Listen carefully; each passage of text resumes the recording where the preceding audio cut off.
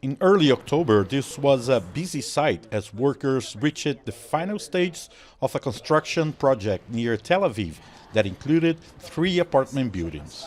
The complex owners say the 180 units sold for up to $1 million apiece and were about to be delivered to the buyers.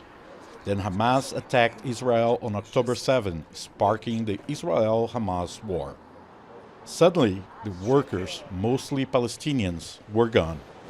The vice president of the Israel Builders Association, Haim Feinglin, says due to the war, Israeli companies and the government did not allow Palestinians to return to work. Right now, the situation of the Israeli construction sector is quite complicated. We are at war, and Palestinian workers, which are about 25% of our human resources in the sector, are not coming, are not showing to us, they're not permitted to work in Israel. Most construction in other Israeli cities has also been shut down.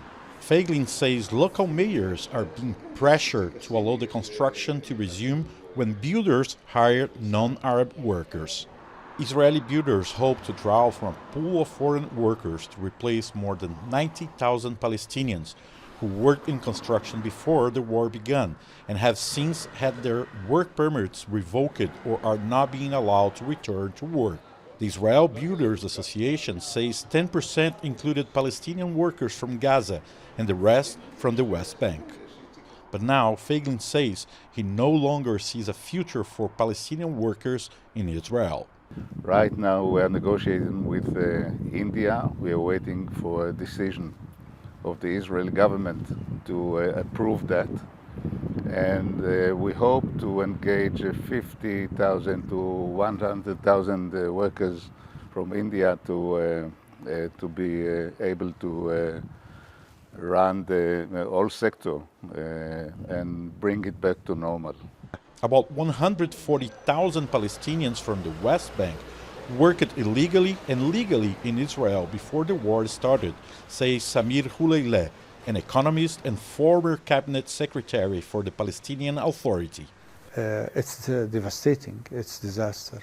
And with it will come poverty, with it will come other kind of reactions, and of course it depends again on how we can end this war. In many villages, men who used to work construction in Israel are waiting to see what comes next, such as Isa Zeita in Ramallah.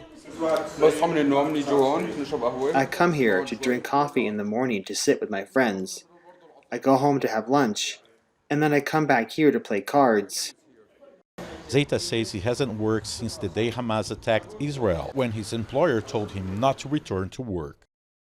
The Israel Builders Association say right now construction sites that are operating are doing so with mostly Chinese workers. Builders say the only way to get back to normal is to hire workers from abroad. Boechat, Jerusalem, VOA News.